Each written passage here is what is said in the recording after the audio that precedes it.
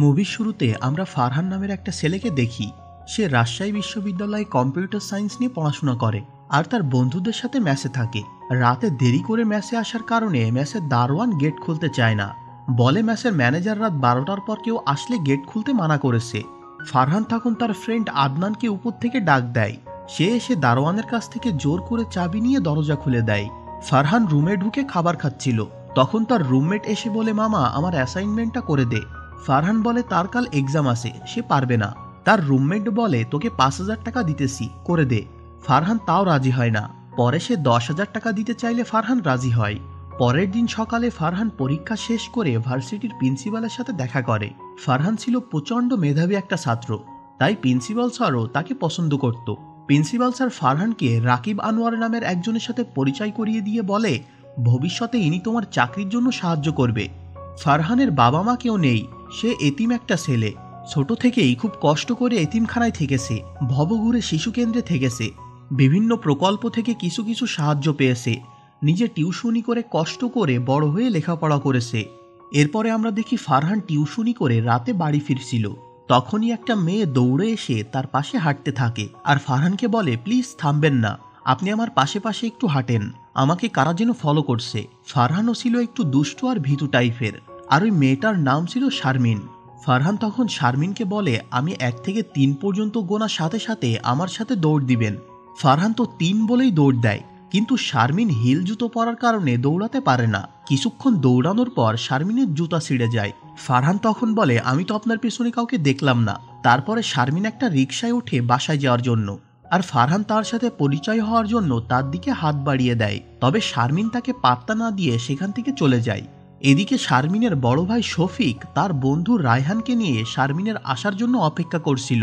রায়হান আবার শারমিনকে পছন্দ করত, তার সাথে শারমিনের বিয়ের কথাও চলছিল বাড়িতে। তবে শারমিন তাকে ইগনোর করে, সে রায়হানকে বিয়ে করতে চায় না। তাই নিয়ে তার বড় ভাই বকাবকিও করতে থাকে, বলে আব্বা মারা গেলে ও সব দায়িত্ব তো আমাকেই নিতে হবে, ওর বিয়ের খরচ তো আমাকেই বহন করতে হবে। আর রায়হান কি খারাপ ছেলে নাকি, ও তো তোকে বিয়ে করতে রাজি। শারমিন তখন বলে, আমার কোনো খরচ তোর বহন করা লাগবে না, আমি নিজেই ব্যবসা করছি, আমি নিজেরটা নিজে বুঝে নিতে পারবো। তাদের এইসব কথোপকথনের মধ্যে আমরা জানতে পারি শারমিনের কোনো একটা কাজের জন্য তারা খুলনা থেকে রাজশাহীতে চলে এসেছে। এর পরের দৃশ্যে আমাদের অস্ট্রেলিয়া সিডনি শহর দেখানো হয়, যেখানে মিলি নামের একটা মেয়েকে আমরা দেখি। মিলি রাতে দেরি করে বাসায় আসার কারণে তার বাবা তাকে বকা দেয়। মিলি তখন বলে, আমার এখন 19 বছর বয়স হয়েছে, আমাকে তোমরা এইভাবে কন্ট্রোল করতে পারো না। মিলির পরিবার জন্মসূত্রে বাংলাদেশি হলেও সে বেড়ে উঠেছে অস্ট্রেলিয়াতে। তার বাবা চাইতো সে বাংলাদেশের কালচার ফলো করুক, কিন্তু মিলি সেটা মানত না। এদিকে দেখা যায় শারমিন মেয়ে হওয়ার কারণে অনেক ক্লায়েন্টই তাকে কাজ দিত না। বিভিন্ন অনুষ্ঠান, গায়ে হলুদ, জন্মদিনের পার্টিতে ডেকোরেশনের কাজ করত শারমিন। সেদিন রাতে বাসায় ফেরার সময় তাকে 2জন ছেলে ডিস্টার্ব করে। ওই রাস্তা দিয়ে আবার ফারহান টিউশনি করে ফিরছিল। তখন ফারহান এসে বলে, আপনারা ওনাকে ডিস্টার্ব করছেন কেন? জানেন উনি কে? উনি সিদ্দিক ভাইয়ের মামাতো বোন। সিদ্দিক ভাইয়ের নাম শুনে সে 2জন ভয় পেয়ে পালিয়ে যায়। ফারহান শারমিনকে নিয়ে কিছু দূর যাওয়ার পরে শারমিন বলে, আপনি যে সিদ্দিক ভাইয়ের কথা বললেন তিনি কে? তখন ফারহান বলে, আমি জানি না, দেওয়ালে তার নামে ভোটের পোস্টার লাগানো আছে তাই বলে দিয়েছি। শারমিন বলে, ওরা যদি পরে আমাকে জিজ্ঞাসা করে সিদ্দিক ভাইয়ের বাবার নাম কি, তাহলে আমি কি বলবো? ফারহান বলে, আচ্ছা আপনার ফোন নাম্বারটা দিয়ে যান, আমি সিদ্দিক ভাইয়ের পুরো ঠিকানা আপনাকে পাঠিয়ে দিব। শারমিন তখন অটোতে করে সেখান থেকে চলে যাচ্ছিল। ফারহান পিছন থেকে ডাক দিয়ে বলে, আজ আমার ফাইনাল সেমিস্টারের রেজাল্ট দিয়েছে, আমি পাশ করেছি। শারমিন বলে, তা আপনি এই কথা আমাকে কেন বলতেছেন? ফারহান বলে, আসলে আমার বলার মতো কেউ নেই তো তাই। এই কথাটা শুনে আবার শারমিনের খুব ভালো লাগে। পরের দিন শারমিন একটা গায়ে হলুদের ইভেন্ট শেষ করে রাতে ওই রাস্তা দিয়ে বাসায় ফিরছিল। তখন বাইরে খুব বৃষ্টি শুরু হয়। ফারহান দৌড়ে এসে তার ছাতার নিচে দাঁড়ায়। একটু পরে বৃষ্টি থেমে গেলে তারা 2জন হাঁটতে থাকে। দেখা যায় ফারহান সত্যি সত্যি সেই সিদ্দিক ভাইয়ের সব ঠিকানা একটা কাগজে লিখে এনেছে। সেটা শারমিনকে পড়ে শোনাতে থাকে। শারমিন তখন সেটা ফারহানের হাত থেকে নিয়ে সেখান থেকে চলে যাচ্ছিল। ফারহান তখন শারমিনকে বলে, আপনার ছাতাটা একটু ধার দিবেন, ভিজে গেছি তো, যদি জ্বর আসে। শারমিন বলে, জ্বর আসলে প্যারাসিটামল খেয়ে নিবেন। বৃষ্টিতে ভেজার কারণে ফারহানের সত্যিই পরের দিন অনেক জ্বর আসে। রাতে শারমিন ওই রাস্তা দিয়ে আসলে ফারহানকে আর দেখতে পায় না। সে এদিক ওদিক তাকিয়ে ফারহানকে খুঁজতে থাকে, মানে সে মনে মনে ফারহানকে একটু মিস করছিল আর কি। পরের দিন সকালে শারমিন সোজা ফারহানের ভার্সিটিতে চলে আসে তার সাথে দেখা করতে। ফারহান তখন চায়ের দোকানে বসে একটা কুকুর নিয়ে ইয়ার্কি করছিল। শারমিন এসে তার সাথে কথা বলে। ফারহান তার কথা শুনে বুঝতে পারে শারমিন তাকে মিস করেছে। তাই ফারহান মিস করার কথা জিজ্ঞাসা করলে শারমিন বলে, অসম্ভব, আমি কেন আপনাকে মিস করব, আমার এক আত্মীয় এখানে পড়ে, তাই এখানে এসেছি। শারমিন এইসব বলে ফারহানের কথা এড়িয়ে যায়। ফারহান বলে, জাস্ট 2টা দিন আমি যাইনি, তাই ছেলেটা মরে গেছে কি বেঁচে আছে এটা দেখার জন্য এতদূর চলে আসছেন। শারমিন চলে যাওয়ার সময় একটা কাগজে তার ফোন নাম্বার লিখে ফারহানের দিকে ফেলে রেখে যায়। আর এইভাবেই তাদের সম্পর্ক শুরু হয়। এরপর থেকে তাদের প্রতিদিন ফোনে কথা হতো। সন্ধ্যায় তারা একসাথে দেখা করত, একসাথে দুইজন পাশাপাশি হাঁটত। এভাবে তাদের বন্ধুত্বটা আরও গাঢ় হতে থাকে আর তাদের মধ্যে ভালোবাসাটাও বাড়তে থাকে। তবে কেউই সরাসরি কাউকে বলেনি। একদিন বিকালে ফারহান শারমিনকে নদীর পাড়ে নিয়ে আসে আর ফারহান তাকে প্রপোজ করে, তবে জুতা দিয়ে। সবাই ফুল রিং দিয়ে প্রপোজ করে আর ফারহান একজোড়া অ্যাপেক্সের জুতা দিয়ে প্রপোজ করে। কিন্তু শারমিন তখন বলে তার একটা পাস্ট আছে। সে যখন খুলনায় পড়াশোনা করত তখন একটা স্যারের সাথে তার 6 মাসের রিলেশন হয়। একদিন কলেজে সেই স্যার আর শারমিনকে একটা ছেলে একসাথে দেখে ফেলে আর ভিডিও করে নেয়। আর এই ভিডিওটা ভাইরাল হয়ে যায়। কিন্তু সেই স্যার সব দোষ শারমিনের উপরে চাপিয়ে দেয়। অপমানে, মান সম্মানের ভয়ে তার পরিবার খুলনা থেকে রাজশাহীতে চলে আসে। তবে ফারহান তার এই অতীতটাকে মেনে নেয় আর শারমিনের সাথেই তার বাকি জীবনটা পার করে দেওয়ার সিদ্ধান্ত নেয়। ফারহানেরও তো কোনো অতীত ভবিষ্যৎ বলতে কিছু নেই। সে বড় হয়েছে এতিমখানায়, তার কাছে বর্তমানটাই সব। শারমিন তখন ফারহানকে বলে, তুমি আমাকে কখনো কষ্ট দিবা না তো, কখনো আমাকে মিথ্যা বলবা না তো। ফারহান বলে, আমি কখনোই তোমাকে কষ্ট দিব না। এখান থেকেই তাদের দুজনের প্রেমের সম্পর্ক শুরু হয়। কয়েকদিন পরে ফারহানের ভার্সিটির প্রিন্সিপাল তার জন্য অস্ট্রেলিয়ার সিডনি ইউনিভার্সিটির একটি স্কলারশিপ ম্যানেজ করে দেয়, যেখানে ফারহান সম্পূর্ণ ফ্রিতে পড়াশোনা করতে পারবে। ফারহান তখন বলে, স্যার আপনি তো জানেন সারা জীবন আমার কোনো পরিবার ছিল না, তাই আমি দেশেই কোনো একটা চাকরি নিয়ে এবার পরিবার শুরু করতে চাই। প্রিন্সিপাল স্যার তো তার এই কথা শুনে খুব রেগে যায়। বলে, তুমি জানো না তুমি কত বড় সুযোগ হাতছাড়া করতে চলেছো। আপাতত এখন কোনো সিদ্ধান্ত নিও না, তুমি বিষয়টা হোল্ড করো। এদিকে শারমিনের বাড়ি থেকেও ফারহানের বিষয়টা নিয়ে তাকে কথা শোনায়। বাপ মার পরিচয় নেই, ঘরবাড়ি নেই, এমন একটা ছেলেকে পছন্দ করে বসে আছে সে। তারপরে ফারহান শারমিনদের বাড়িতে আসে। তবে শারমিনের পরিবারের কেউই ফারহানের সাথে শারমিনের বিয়েতে রাজি না। শারমিনের ভাই বলে, তোমার তো এখন কোনো জব নেই, আর তুমি কোনো জব পেলেও কতই বা স্যালারি আসবে, 25 থেকে 30 হাজার টাকা, এর বেশি তো না। এই টাকা দিয়ে কি এই বাজারে কোনো সংসার চলে? তাছাড়াও তাকে বেশ বড় বড় কথা শুনিয়ে দেয়। ফারহান তখন বলে, আমার অস্ট্রেলিয়া থেকে মাস্টার্সের স্কলারশিপ এসেছে, এটা কমপ্লিট করতে পারলে মাসে 1-1.5 কোটি টাকা বেতনে চাকরি হতে পারে। এটা কি আপনাদের মেয়ের জন্য যথেষ্ট নয়? তখন তারা সিদ্ধান্ত নেয় ফারহান 2 বছর পর অস্ট্রেলিয়া থেকে ফিরে আসলে শারমিনের সাথে তার বিয়ে দেবে। তবে ফারহান শারমিনকে রেখে অস্ট্রেলিয়া যেতে চাচ্ছিল না। শারমিন তাকে অনেক বোঝায়, বলে তুমি দেশে থেকে কি করবা, 5-10টা চাকরি করবা, বসের পা চাটবা, আর মাস শেষে একটা লিমিটেড ইনকাম।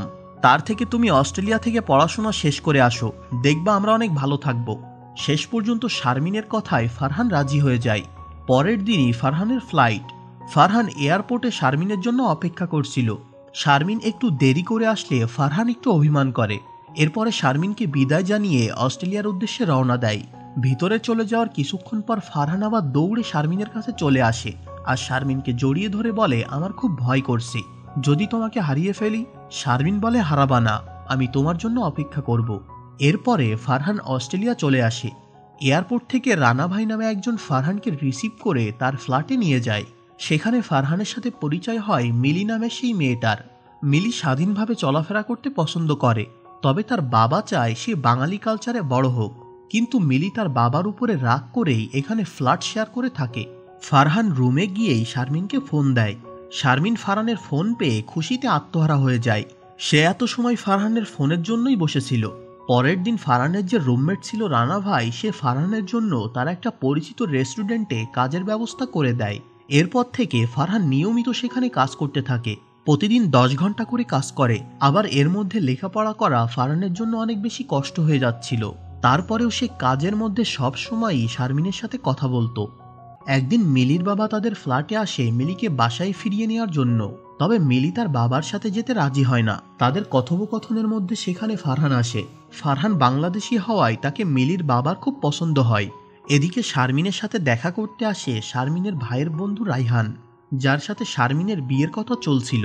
রায়হান শারমিনকে বলে, তোমাদের খুলনা থেকে রাজশাহীতে শিফট হওয়ার কারণ ছিল তোমার ভাইয়ের ব্যবসায় লস হচ্ছিল, তাই ব্যবসার জন্য রায়হানের কাছ থেকে সে 50 লক্ষ টাকা ধার নিয়েছিল আর শারমিনকে তার সাথে বিয়ে দেওয়ার কথা দিয়েছিল। রাহানের মুখ থেকে এইসব কথা শুনে শারমিনের মাথায় তো আগুন ধরে যায়। সে সোজা বাড়ি গিয়ে তার বাবা মাকে সব বলে দেয় যে তাদের ছেলে ব্যবসায় লস খেয়ে টাকা ধার নিয়েছে আর পাওনাদারের কাছে নিজের বোনকে তুলে দিবে। তখন তার ভাইও সেখানে চলে আসে আর তাদের মধ্যে এইসব নিয়ে খুব ঝামেলা লেগে যায়। রাগ করে শারমিন ফারহানকে ফোন দিতে থাকে, তবে ফারহান তো ফোন উঠায় না। ছুটির দিন থাকায় সে বাসার সবার সাথে একটু বিয়ার খেয়ে চিল করছিল। এদিকে বাসায় এমন ঝামেলা হওয়ায় অতিরিক্ত উত্তেজিত হয়ে শারমিনের ভাই রফিক অসুস্থ হয়ে পড়ে। পরে হাসপাতালে ভর্তি করা হলে সে কিছুটা সুস্থ হয়। শারমিন হাসপাতালে রফিককে দেখতে গেলে রফিক বলে, দরকার হয় আমার কিডনি বিক্রি করে আমি টাকা পরিশোধ করে দেব, তবে তোর রায়হানকে বিয়ে করতে হবে না। সকালে ফারহান শারমিনের সাথে ভিডিও কলে কথা বলছিল। ল্যাপটপ টেবিলে রেখে ফারহান নাস্তা রেডি করছিল, তখন সেখানে মিলি চলে আসে। ফারহান তখন তাড়াতাড়ি করে ফোনটা কেটে দেয়, কারণ সে এখনো শারমিনকে জানায়নি যে মিলিও তাদের সাথে এখানে থাকে। ফারহানের সাথে অন্য মেয়েকে দেখে শারমিন খুব রেগে যায়।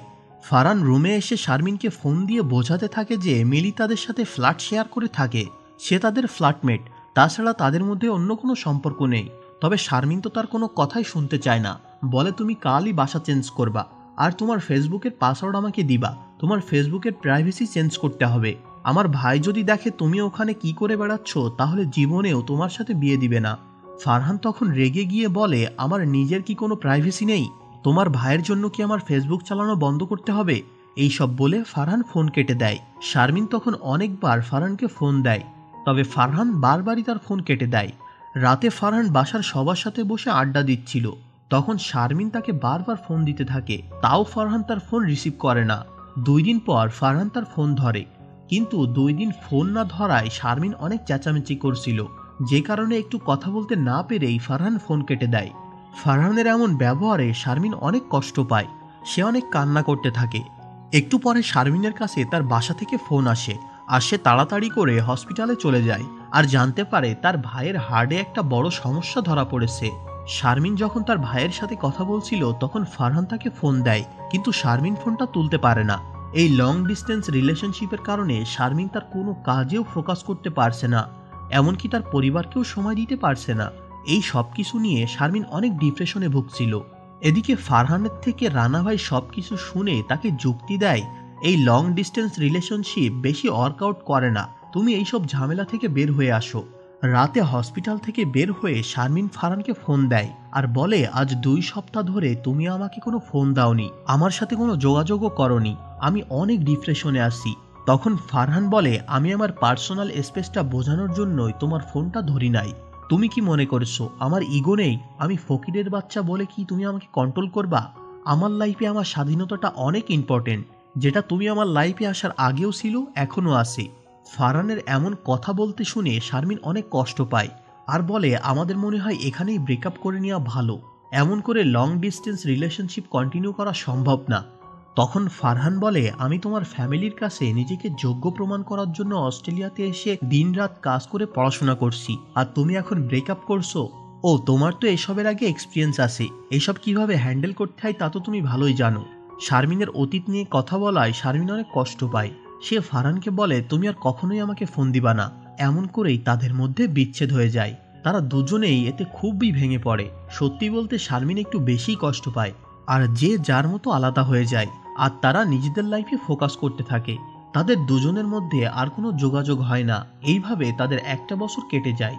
একদিন রাতে হুট করে মিলির বাবা ফারহানের কাছে আসে, বলে তার মেয়ে নাকি বাড়ি থেকে পালিয়েছে। তাই মিলির বাবা ফারহানকে নিয়ে মিলির খোঁজে বের হয়। কিছুদূর যাওয়ার পরে দেখে মিলি তার বয়ফ্রেন্ড অলিভারের সাথে ডেট করছিল। সেখান থেকে তারা অলিভারের সাথে কথা বলে মিলিকে বাসায় নিয়ে চলে আসে। তবে তার বাবা বুঝতে পারে এভাবে মিলিকে তারা আটকে রাখতে পারবে না, তাই মিলির বাবা মিলিকে অলিভারের সাথে বিয়ে দিয়ে দেয়। সবাই যখন বিয়েতে আনন্দ করছিল তখন মিলির বাবা ফারহানকে একা পেয়ে তার মনের কিছু কথা শেয়ার করে। বলে, আমরা মনে করি আমরা একাই যথেষ্ট, আমাদের আর অন্য কাউকে লাগবে না, কিন্তু এটা ঠিক না। আল্লাহ তাআলা আমাদেরকে এইভাবে সৃষ্টি করেননি। আমাদের এই দুনিয়াতে বেঁচে থাকতে হলে কারোর না কারোর দরকার হয়, আর তাদের সাথেই আমাদের সারা জীবনটা কাটিয়ে দিতে হয়। তুমি যদি সত্যিই কাউকে ভালোবেসে থাকো তাহলে তুমি এই বিষয়টা বুঝতে পারবা। মিলির বাবার এই কথাগুলো ফারহানের খুব মনে লাগে। তার মনে হয় সে শারমিনের সাথে কাজটা ঠিক করেনি। সে বুঝতে পারে সে আসলে কতটা ভুলের মধ্যে আছে। তাই ফারহান দেশে আসার জন্য বেরিয়ে পড়ে। সে দেশে এসে সোজা চলে যায় শারমিনের অফিসে। শারমিন তাকে হঠাৎ এমনভাবে দেখে অনেকটা অবাক হয়। তারপরে ফারহান শারমিনকে অনেক রিকোয়েস্ট করে সেই নদীর ধারে গাছের নিচে নিয়ে যায় যেখানে তাদের সম্পর্কটা শুরু হয়েছিল। শারমিন ফারহানকে বলে, তোমার যদি কিছু বলার থাকে একটু তাড়াতাড়ি বলো প্লিজ, আমার হাতে বেশি সময় নেই। ফারহান বলে, তোমার হাতে কতটুকু সময় হবে? শারমিন বলে 10 থেকে 15 মিনিট। ফারহান বলে, তাহলে এই 10-15 মিনিট তোমাকে দেখি। তারা দুজন দুজনের দিকে অপলক দৃষ্টিতে তাকিয়ে থাকে, তবে কেউ কাউকে কিছু বলতে পারছিল না। শারমিনও কান্না করে দেয়। তারপরে শারমিন যখন সেখান থেকে চলে যাচ্ছিল তখন ফারহান তাকে পিছন থেকে জড়িয়ে ধরে, আর শারমিনও সব কিছু ভুলে ফারহানকে জড়িয়ে ধরে। আর এভাবেই একটা হ্যাপি এন্ডিং এর মধ্যে এই সিনেমাটা এখানেই শেষ হয়ে যায়। তো কেমন লাগলো এই মুভির গল্পটি অবশ্যই কমেন্টে জানিয়ে দিন, এবং আপনাদের কারোর জীবনে এমন ঘটনা ঘটে থাকলে সেটাও বলতে পারেন। আর একটি লাইক দিয়ে চ্যানেলটি সাবস্ক্রাইব করে রাখেন পরবর্তী ভিডিও পাওয়ার জন্য। তো কথা হচ্ছে পরবর্তী ভিডিওতে, ততক্ষণের জন্য ভালো থাকবেন। Bye bye.